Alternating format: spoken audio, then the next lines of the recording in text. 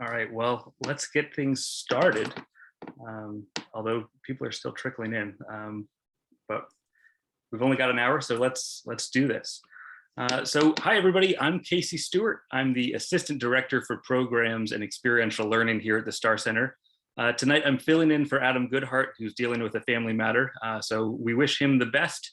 Adam, I'm sure you'll be listening either now secretly or sometime later. So we're all sending you our best. And so tonight, I'm very happy to welcome Mia Bay as our 2021-2022 Patrick Henry History Fellow. Each year, the Henry Fellowship brings to Chestertown a scholar working on a project about the history and legacy of America's founding ideas, with a very broad view of what those ideas were and are.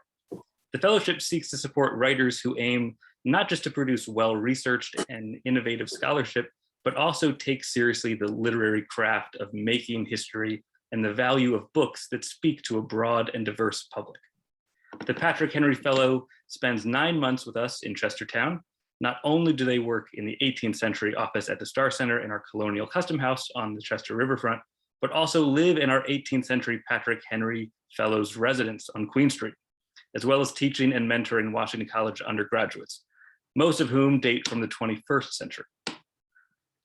I should add, applications are open now until November 15th for the 2022-2023 Patrick Henry Fellowship. So if you're interested, you might consider putting an application in. Also, 2023 feels like it should be a lot further away. For their support of this program, I'd like to thank Provost Michael Harvey, as well as my colleagues at the Rose O'Neill Literary House, which co-sponsors this fellowship. Perhaps most of all, I'd like to thank the Nuttall family, descendants of Patrick Henry and friends of Washington College, who endowed the fellowship in honor of their revolutionary ancestor, with additional support from the National Endowment for the Humanities. Mia Bay is truly among the most distinguished historians we've ever had the pleasure of welcoming to the Starr Center. A leading contemporary scholar of the African-American experience, she holds the Roy F. and Jeanette P. Nichols Chair in American History at the University of Pennsylvania, and was previously professor of history at Rutgers University.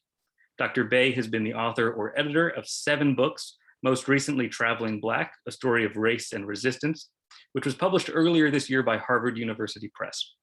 A review in the New York Times called it superb history and praised the author for her elegant storytelling and seamless narration, while Henry Louis Gates Jr. wrote that it was certain to become the new standard work on an important but often forgotten chapter of American history.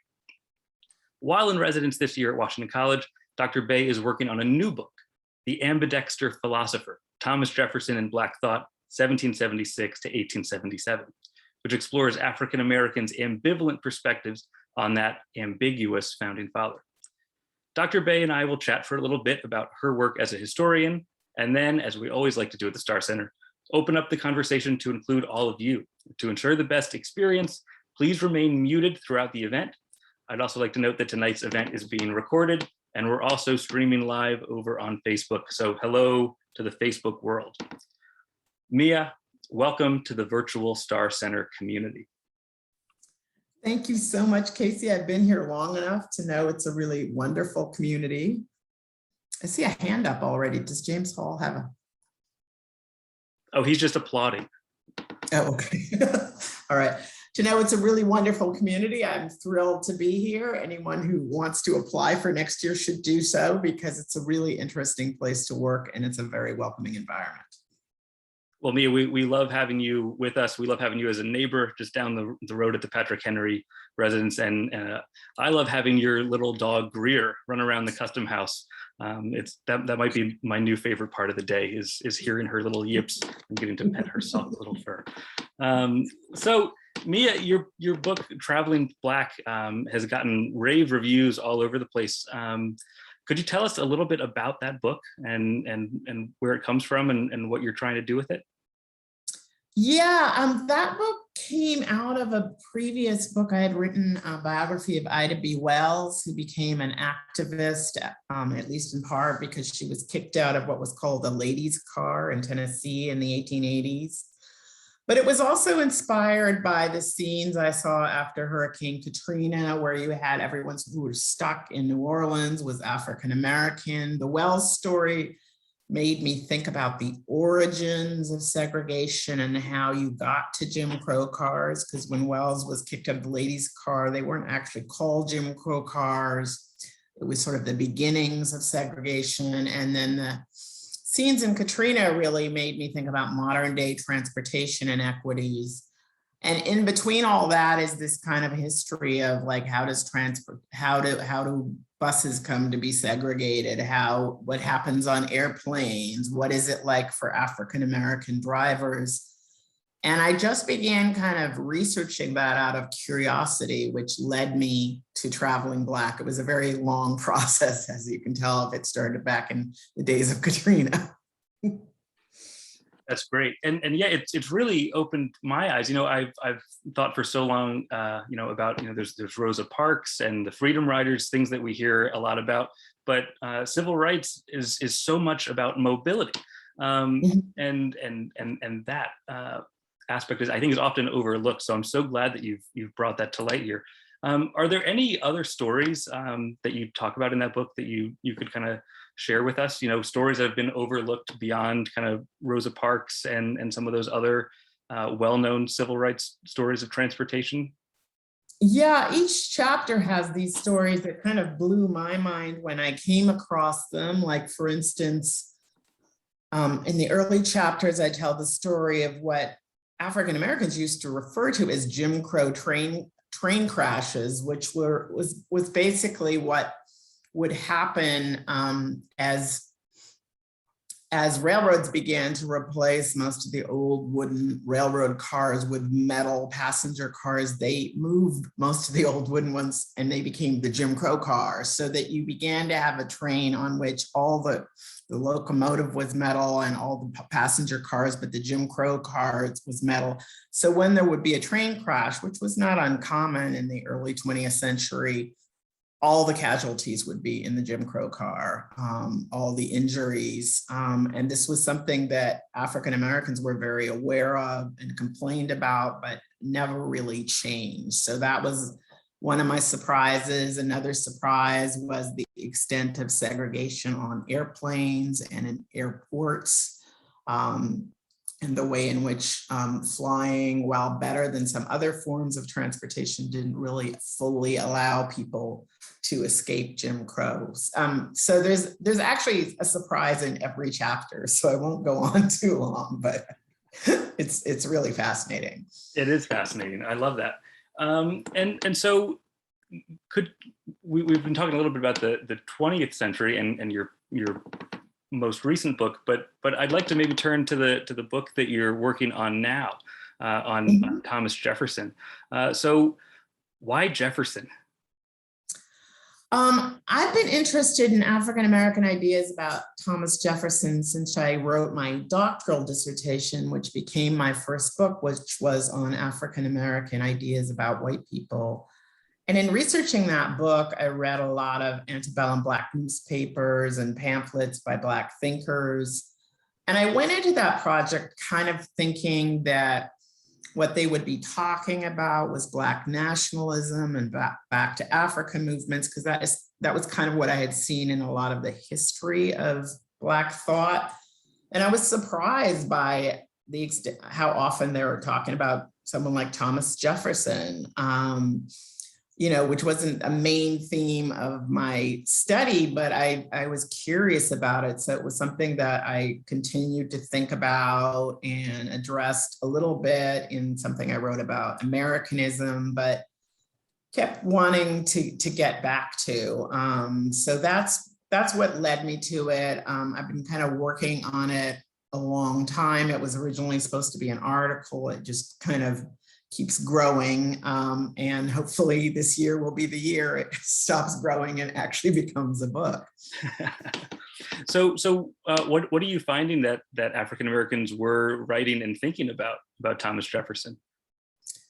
Well, I think Thomas Jefferson becomes a way for African Americans to think about what American democracy is and what it should be. I think there's ways in which even today we think about our nation and our politics through the presidents, and through maybe some presidents more than others. And I think this was even more true in the 19th century, especially for African Americans, who for the most part didn't actually have the vote. So they're kind of, they're kind of moving from being a people in a nation that was under a king to being a people in a nation that's under a president. And they're kind of thinking about where that takes them. So that's one reason. Other reasons include Jefferson is this kind of complicated figure that in many ways embodies the contradictions in American democracy. He's the author of the Declaration of Independence.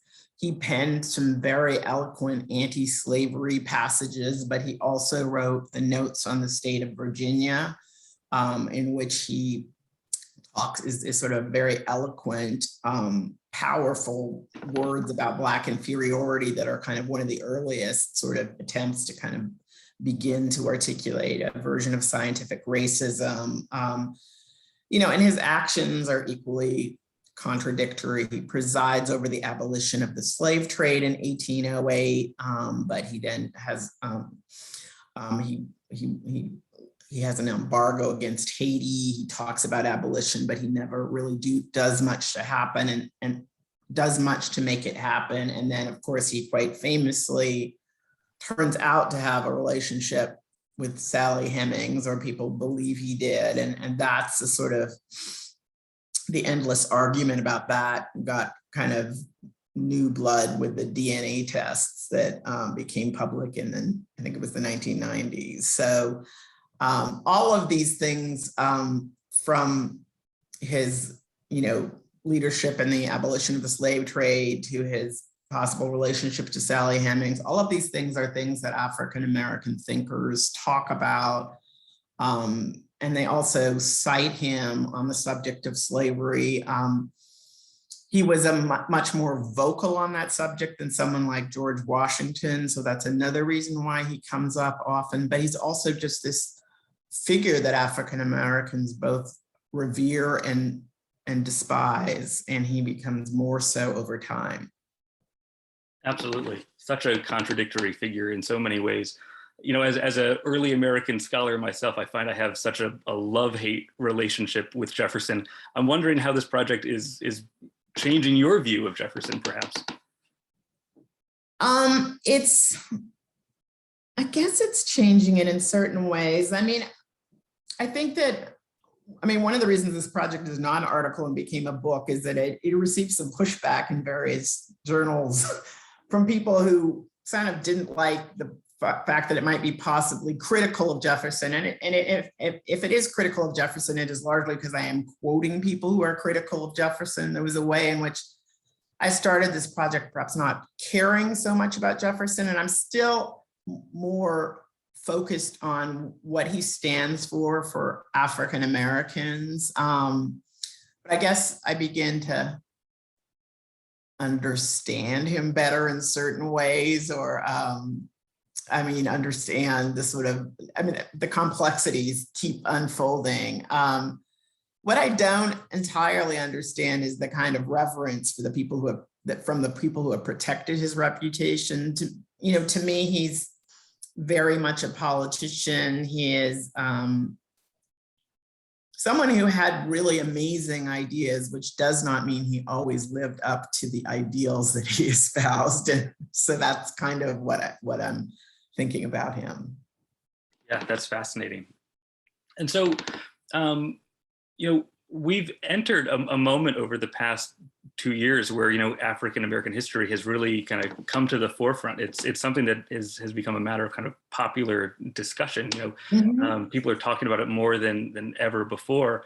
In some ways, in kind of positive ways, very positive ways. A lot of the things that are being said in the Black Lives Matter movement. And then we also have this kind of uproar on the other side of people talk about critical race theory and kind of the Fox News cycle that's kind of going on.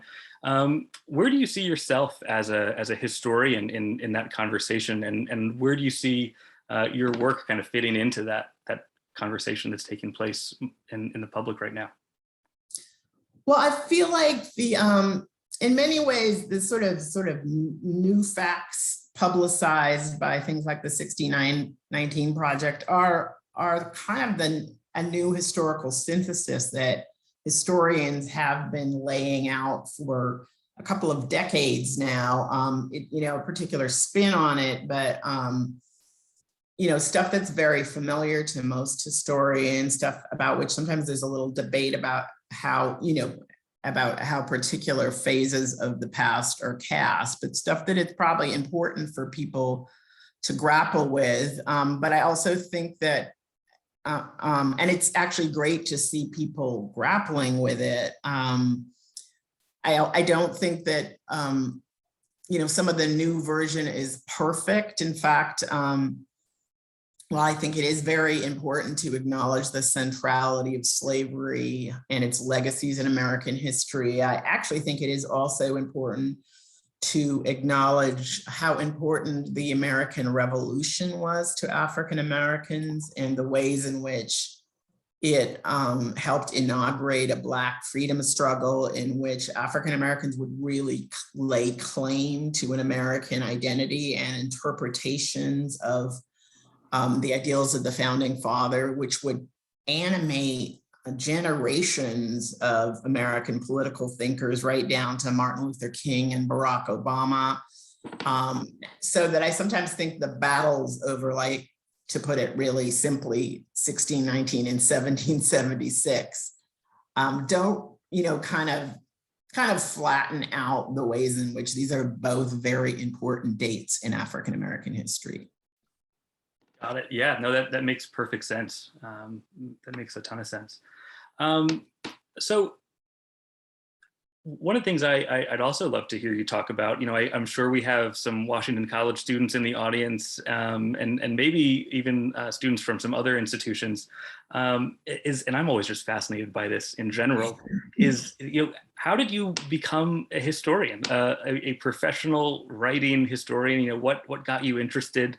How did you set off on this path? Good question. I always say nobody when they're a kid ever is like, well, when they ask you what you want to do, you want to be a veterinarian or something like that. Nobody ever is like, I want to be a historian someday.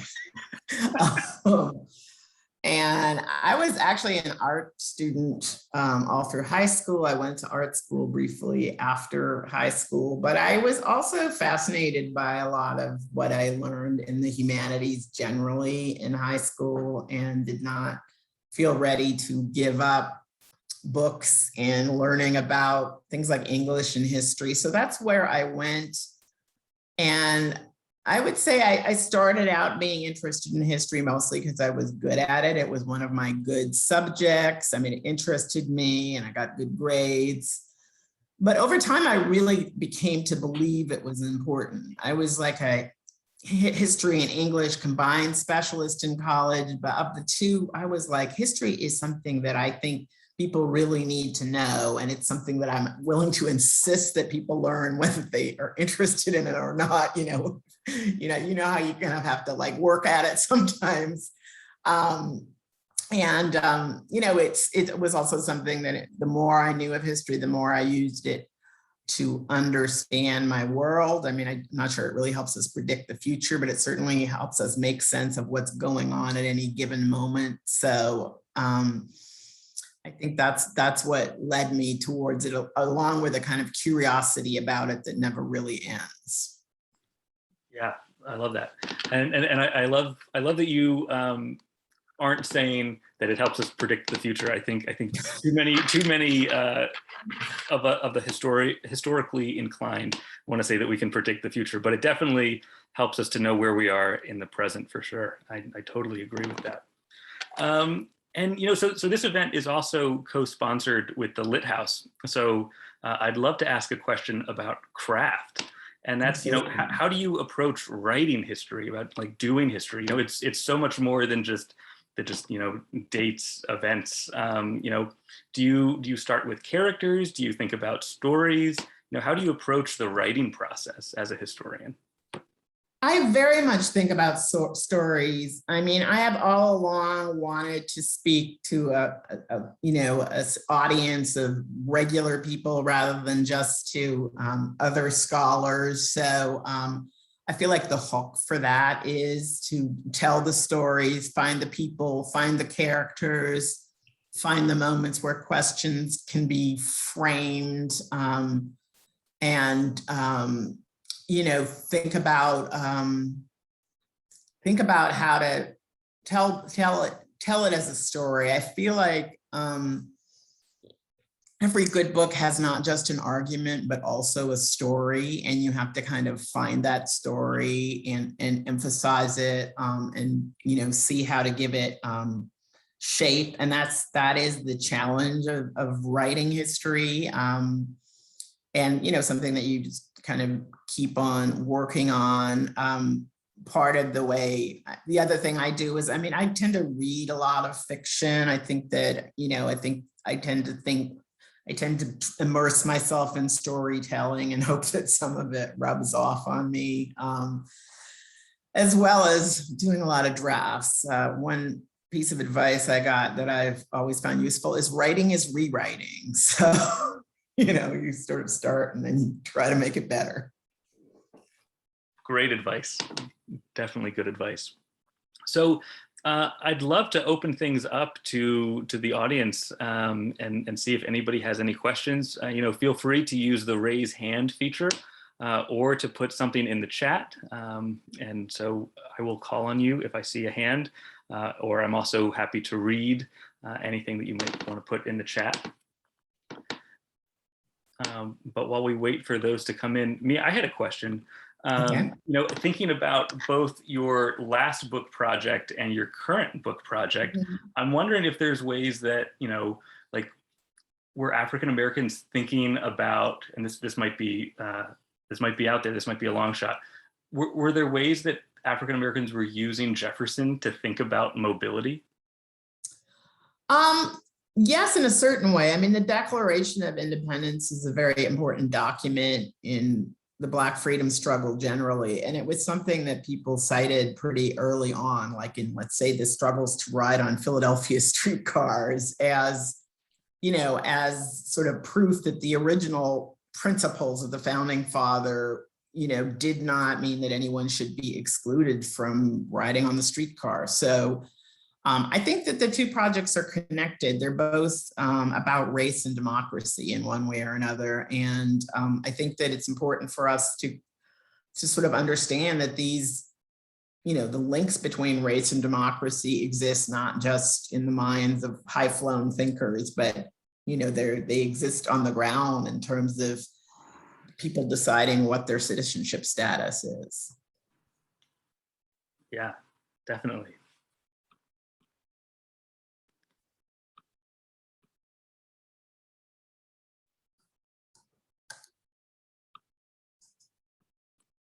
I see our deputy director, who's currently on his baby batical, appears to have a question.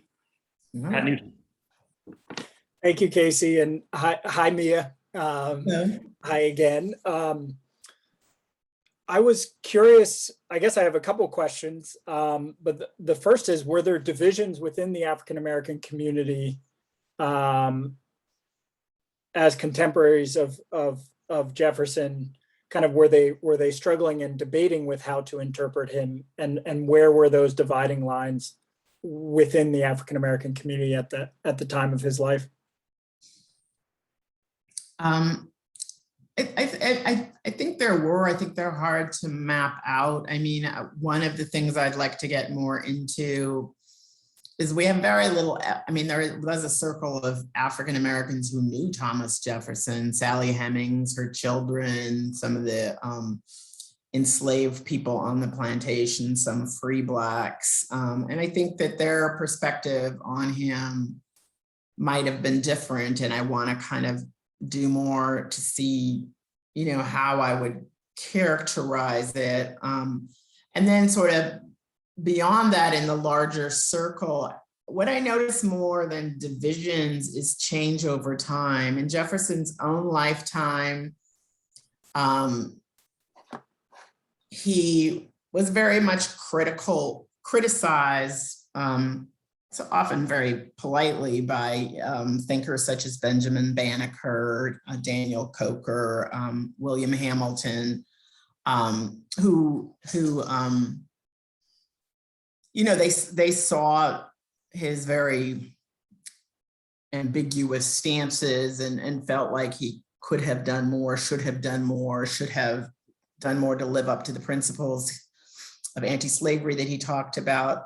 But over time, as the South became more and more deeply committed to slavery, and Southern leaders and politicians became more and more likely to embrace slavery as a positive good, Jefferson actually began to look good by comparison. He was someone who regretted slavery, thought it should never have happened, talked about democracy as something that should be universal, talked about slavery. Jefferson once said of slavery that he trembled for this country when he remembered that God is just. And that was a quote that African Americans would invoke often. And they would also invoke Jefferson's regrets over slavery and Jefferson's sense of it was slavery being something that would and should end, made him kind of more of a hero over time. So there was a kind of Jefferson as a pro-slavery person critique, and there was a way in which Jefferson could be mobilized around anti-slavery. And by the time you get to the antebellum era, the pre-war years, you have a lot of Black thinkers really sort of drawing on the anti-slavery Jefferson and kind of presenting him as someone who had more enlightenment than the current generation of leaders in places like Virginia. Well, thank you. And I guess that leads nicely into another question I had, which is, have you decided when to kind of end your narrative, and how are you figuring kind of, I'm sure that's a challenging decision, right? Because obviously his memory is, continues to be debated. Yeah. So how did you decide to kind of end it where you're going to end it? Well, that's a challenge and something that I'm probably changing. I was originally planning to end it around Reconstruction, where Lincoln kind of displaces Jefferson as the president that African-American thinkers are most likely to talk about, the person who's most likely to be celebrated, also critiqued, there's a real kind of shift. So I was originally going to end it there, but I think that as we are now in such a kind of public debate about the meanings of 1776, about the history of slavery in this country, and also as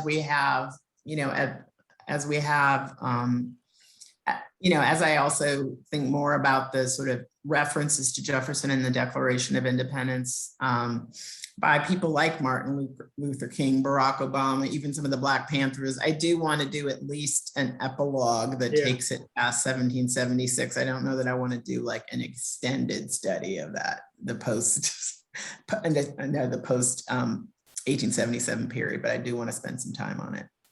So no extended chapter on the play Hamilton or the musical Hamilton, and because that's so here now there's a New Yorican writing about and interpreting Jefferson played by an African-American in such a way that, like, I mean, I've never thought about Jefferson the way he was portrayed in that musical. So I'm just wondering, what's your take on that? Sorry for asking the Hamilton question, but I had to go. I don't have a take on that yet, but you're right, I might have to address it. But I'm actually so far more interested in another Hamilton whose name was William, who gave 2 speeches on Jefferson in the early part of the 19th century and was rumored to be an illegitimate son of Alexander Hamilton. So we'll see how I connect that. Great. Thank you. I will pass it back to Casey. Thanks, ma'am. Thanks, Pat, for the great questions. I see a hand from Rodney Taylor. Hi, can you guys see me? Yes. Yes. Yeah, first of all, thank you so much. We actually, at the University of South Carolina, we were just doing today. We're founding documents classes, but we just reviewed the Harriet Jacobs clip from Slavery and the Making of America. So I was like, you see her today, you will see her later as well for the Beyond the Classroom assignment we have. So first, like one of the students made the connection. So that's the first thing. I just want to say thanks for that. But one of the things that we've been talking, and I have a lot of students here today, so I want to pull in like some founding document stuff for some of our classes. But how should we read historical figures such as Jefferson, who have the, like, for example, in the Declaration, he had a passage in the Declaration that like 158 words or so that really decried slavery. But then you had folks like Georgia and South Carolina are like, we got to take this out for our own interests. So how should we, and I know you've touched on this a bit, but how should we reconcile historical figures such as Jefferson, who obviously grappled with these complicated histories, or these complicated issues? How should we view them in the contemporary moment, when, especially like elementary school, we were taught that these figures are absolutely heroic? Wow. Yeah. No, I mean, I think that's a great question. And I think it actually illustrates why Jefferson is a great person for students to study, because I think the only way to deal with it is to get more information, to mull it over yourself, like for students to really do a deep dive into it. I think there's a lot of different interpretations of what he actually hoped to aim with that, with his passage that is critical of slavery, and whether he was really all that, it was more meant to be a criticism of Britain. It actually did not fully express the policy correctly, but you have to go into the backstory and decide, what you believe and what's, where you think maybe he's not representing himself correctly, which is sort of what we have to learn from history to do about everything, right? We have to learn how to interpret modern day politicians and what they're saying and what their motives are for saying it. And we have to make up our own minds about what we think. So I really think that that's, this is one of the reasons why he continues to be fascinating, and really, it's really worth studying his documents. People have to try to figure out to their own satisfaction what he's up to. Thank you so much. Thanks for the great question, Rodney, and thanks for bringing your students along. We appreciate it. Thank you. We've got a question in the chat from Peter Heck, and we're the Starr Center for the Study of the American Experience, and one of the things that often brings up for me is that's also the study of places that aren't America. We have to define America by thinking about other places as well. So Peter asked, can you give us your thoughts on Jefferson in France? The Hemming siblings, IIRC, Sally and her brother went with him. Is it true that they almost stayed in France after Jefferson returned to America? It seems true or likely that they at least considered staying in France when Jefferson returned to America. At that France had outlawed slavery. It seemed very unlikely that they would be sent back, or if they were picked up.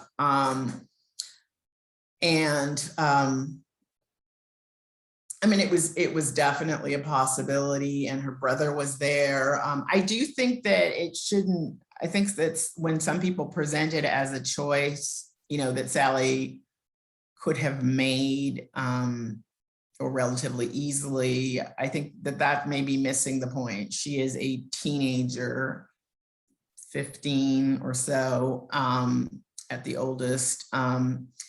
And she comes from a place where several generations of her family live on the same plantation. She has learned a little French, but maybe not that much. And it's not necessarily a particularly congenial environment for her. It might have been more of a possibility for her brother, but I don't think it was by any means an easy or obvious choice. It may not even have been something that she saw as a real choice, because it was asking a lot of a very young woman or girl of her kind of upbringing. That all makes sense to me. We have another question in the chat from Kristen Saunders, who says that, I woke up the other day pondering this question and wonder your take on it. What would our country look like today had there not been slavery? Would we have the diversity we see? Would we have the disparity of income and opportunities? I know you can't predict the future, but curious if your research has given you insight into what another imagined version of America could look like. Wow, that's a really It's a very interesting, really challenging question. I mean, when you think about how this country came to be, it's just kind of startling. I mean, this is something I marvel over with students all the time, that it was founded, at least in part, on using labor drawn from another country, like drawn from Africa. Like it's sort of the beginnings of globalization. There's sort of a flow of people and goods. I guess without slavery, you would have had a much slower advance of any kind of settlement. You probably would have had considerably less competition for the New World.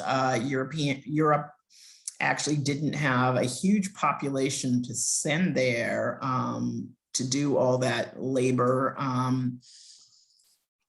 Who knows, maybe the Native Americans might have had a slightly better shot.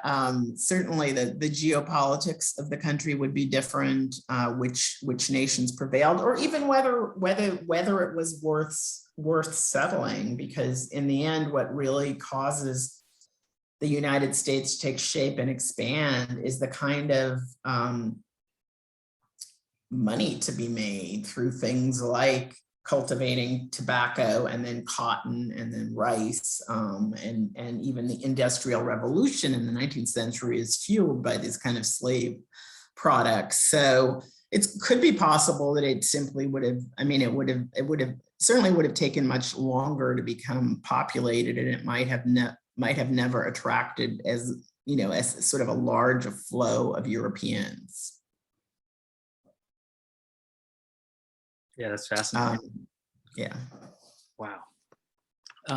So I just got a private message from one of our Starr Center staff members, our digital technician, Jada Aristide. And she'd like to know if you've seen any parallels between Black transportation in history and Black transportation today, or the experience of Black travel throughout history. Did the Black experience of transportation have any effect on state, city demographics today?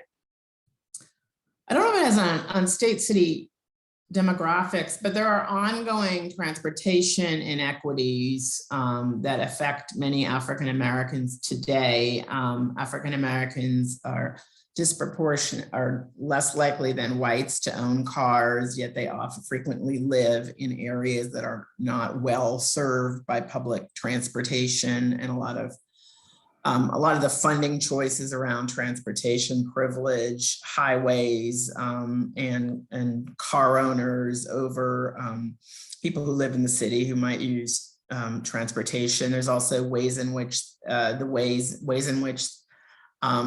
transportation routes are set up that make it very difficult for people from certain neighborhoods to go to other neighborhoods. So it influences where people can work. And in terms of car ownership, African Americans, if they do own a car, have all kinds of disadvantages, from paying more for insurance. Insurance rates go by neighborhood, to suffering from racial profiling on the highways. So it's very much ongoing in certain ways. And there also continue to be events where African American travelers are unwelcome in certain environments. There was a sort of famous Napa Valley wine trip where Black visitors were denounced. There's still a lot of kind of informal discrimination. So on the one hand, the desegregation of transportation has been one of the civil rights movement's remarkable successes. We no longer have colored cars, signs directing people to the back of the bus and so forth. But on the other hand, the discrimination is still there. People still experience it. And it shapes actually the ways in which Black and white people travel. Black and white people are African Americans are still a little bit less likely to travel recreationally than whites, a little bit more likely to travel only for family events, and likely to travel more carefully and thoughtfully and worry a little bit about whether they'll be welcome. Thank you for that. I see a hand from my good friend, our Lit House director, James Hall. Hi, Mia. Nice to see you again. Yeah. I because I'm a poet, I have a very niche poetry question about, I remember Thomas Jefferson famously deriding Phillis Wheatley's work. And I just wondered if you know of any rejoinder from Phillis Wheatley, or if there was anything in her work about Jefferson. I'm pretty sure that she gave no direct rejoinder to Thomas Jefferson, and I'm not sure that I've seen any evidence that she was aware of that specific critique. But it was a very odd critique because it took on someone who was an enslaved teenager, and it was just sort of gratuitously nasty. No, so I think the way she dealt with it is ignoring it, though Phillis Wheatley did express her support for the revolution, for inclusive democracy. So indirectly, maybe she could be said to have given a rejoinder. Thank you. Yeah, she seems to have taken the high road. I always imagined that Jefferson just was jealous of her ability. I see a hand from Judith Hughes. Judith, I'm afraid you're muted.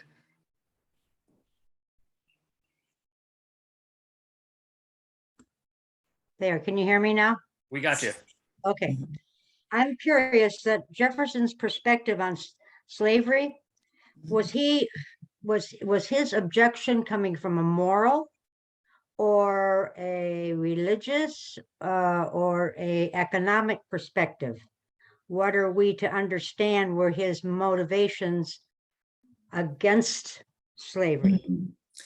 Well, that's one of the reasons people find him so complicated, because he objected to slavery on moral grounds, maybe not so much on religious grounds. He wasn't, but he wasn't generally a deeply religious person, but he actually did sometimes invoke religion. Like he trembled for this country when he remembered that God is just. He actually seemed to be more likely.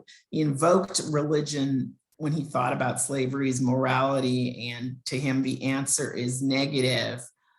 But when he came short of really supporting abolition, I guess a simple way to summarize it was he decided that it was impractical. He had all sorts of reasons why, you couldn't emancipate all the slaves, most of which centered on he didn't want a nation full of free Blacks. He thought that might create a race war. He worried that former slaves wouldn't be able to take care of themselves. He toyed with gradual emancipation plans in which people would be allowed to grow up and then get deported, but they were not particularly practical. And in the end, he never did anything. including do anything to really emancipate any serious number of the hundreds of slaves he owned. And the real question is how serious he was about ever, thinking he would do anything about it, because he was so deeply invested in slavery. He was a wealthy man whose wealth was in slaves.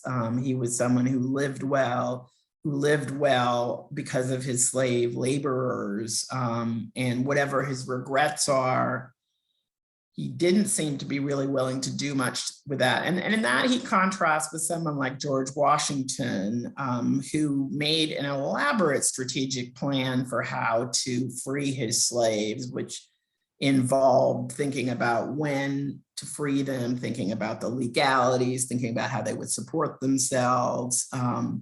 So he knew that there were alternatives, but it was not an alternative like that he was willing to pursue. And there were a couple of other large planters that did that. So it's the question of, do we judge him on his high-flown sentiments or what he actually did? Thank you. So Mia, you brought up Washington, and here we are at Washington College.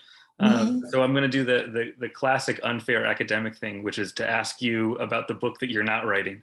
Right. And so what did African Americans think about Washington, or what were they writing and thinking about other presidents?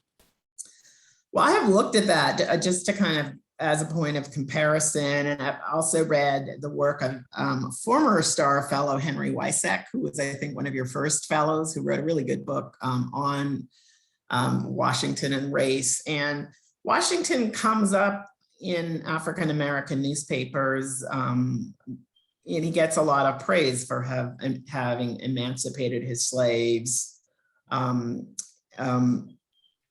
in his will and to some degree in his lifetime.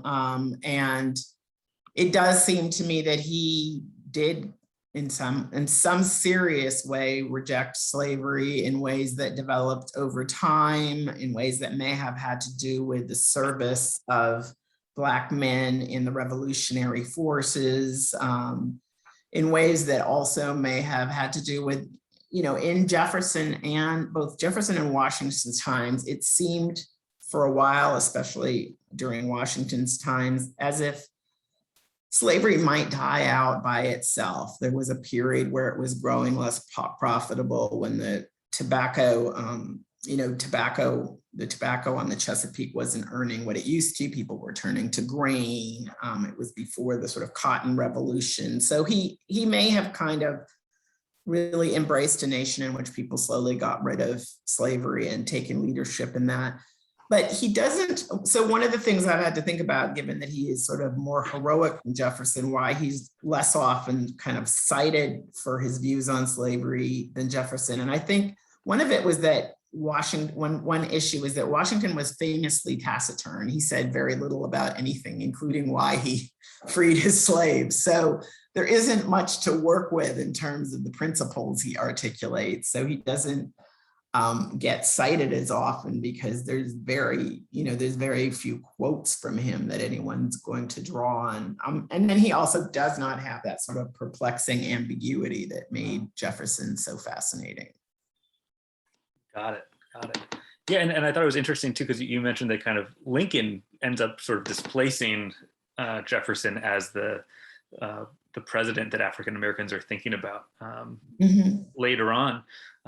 So what do you kind of see happening in that moment, where the interest in Jefferson really kind of dies off and this new interest in Lincoln kind of takes over?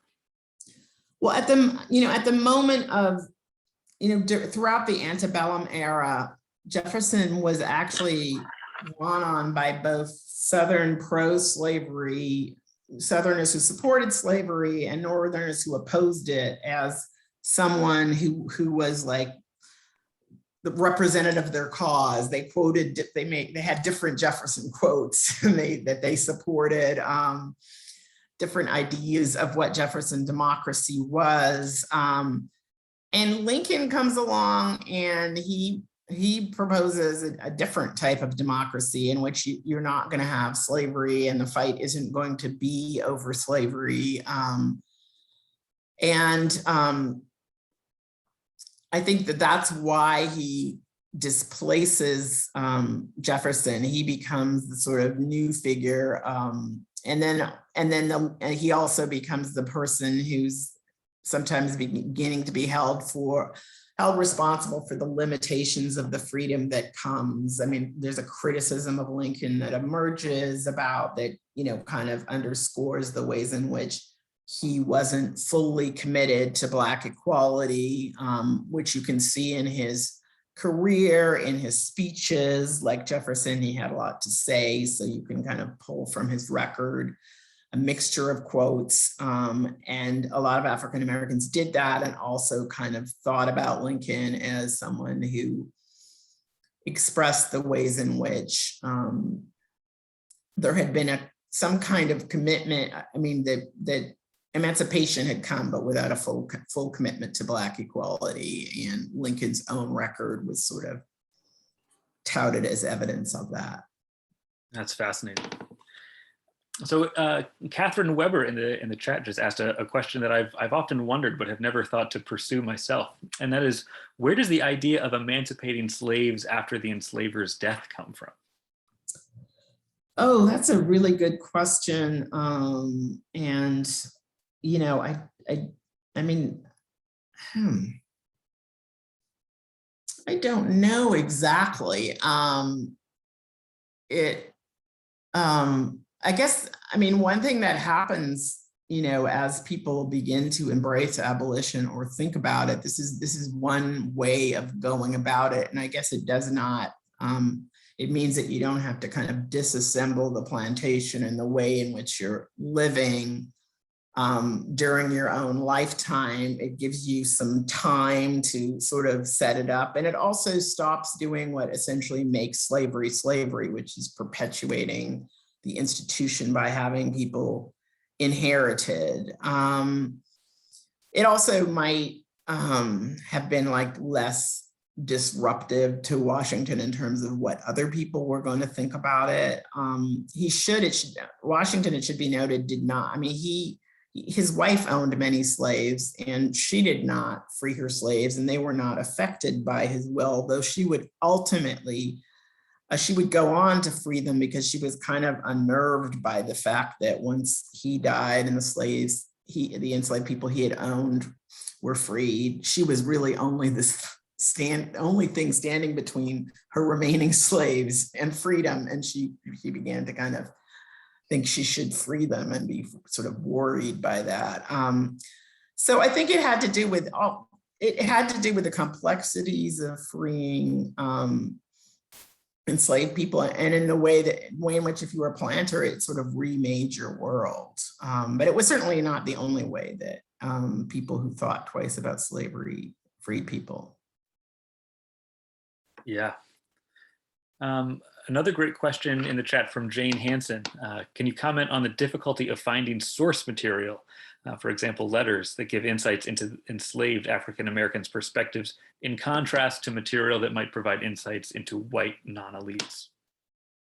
Yes, I mean, there's just enormous volume of material on Thomas Jefferson by whites, including many letters, lots of published material. But what was really striking to me when I started this project, and remains striking me today, is that people have paid virtually no attention to the small selection of things that were on Jefferson by African Americans, in some cases even by enslaved people. There was like a letter to him from an enslaved person that was discovered maybe, 15, 20 years ago, which has been published, but nobody's really written about it. So there's a couple of things in his papers. So the sources are difficult to find, but there are sources. And I think I think that's so I'm gonna work with them the way we often work with sources in African American history, where you kind of cast your net wide and hope for the best. Definitely. I see a hand from Nancy and Jack Gardner. Two hands, perhaps. We sat in the other night on the discussion about Samuel Ringgold Ward, among others.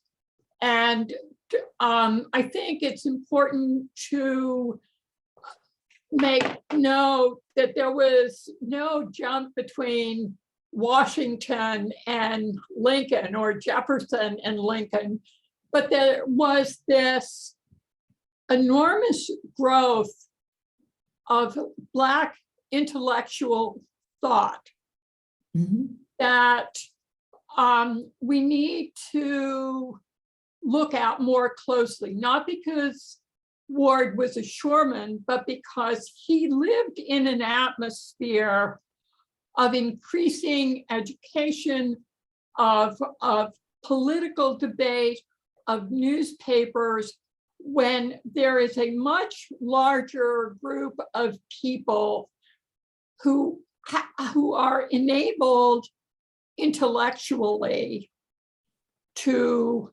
engage in these ideas and then express them or politicize those views in a way that laid an increasingly large groundwork for a Black intelligentsia that had enormous effect. I was fascinated and challenged the other night in the way that a lot of what I had learned about the growth of education, churches, et cetera, gave people so many more tools to think about these things. I'd like to point out that at least one major founding father, in fact, did liberate all of his slaves in his own lifetime and provided for future Black education and for the well-being of his former slaves, and that is John Dickinson. Good point. He probably doesn't get enough credit for that. In terms of Nancy Gardner's point about Samuel Ringgold Ward, this project does kind of trace ideas about Thomas Jefferson into the work of men and women of Ringgold Ward's generation, it goes over well into the antebellum era. And you're right that time, the 1830s and beyond see this tremendous flowering in Black thought, where you have Black thinkers addressing all sorts of ideas, getting an education. You see Black newspapers proliferate, and this project very much uses that material.